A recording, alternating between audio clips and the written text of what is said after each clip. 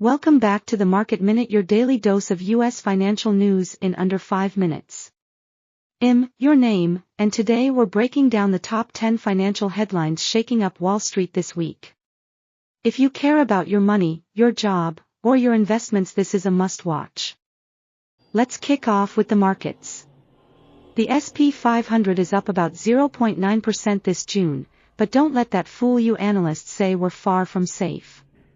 Rising oil prices, expiring Trump-era tariffs, and budget fights in Washington are making investors nervous.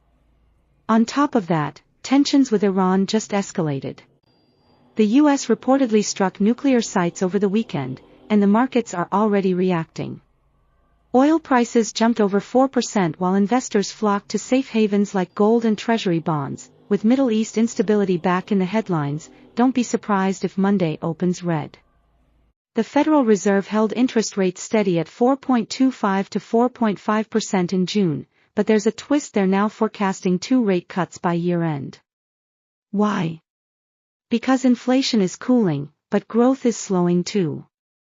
Speaking of signals, the leading economic index fell again in May. That's the 15th drop in 17 months. While a recession isn't guaranteed, we're clearly losing momentum. Here, something you don't hear every day: CEO confidence is at a 5-year low.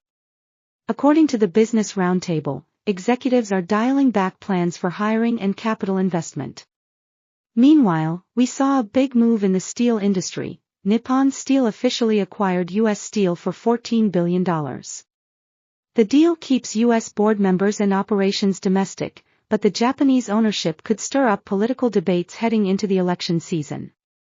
Markets might be calm now, but analysts warn of hidden volatility.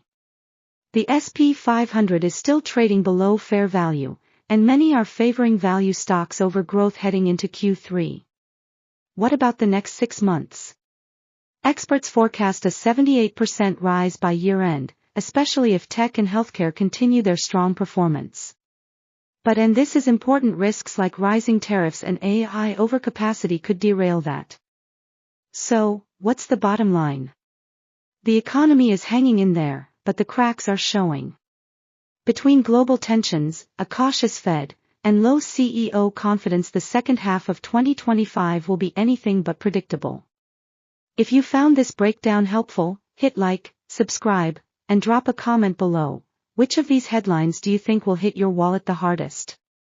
This is the Market Minute, fast, focused, financial. See you in the next one.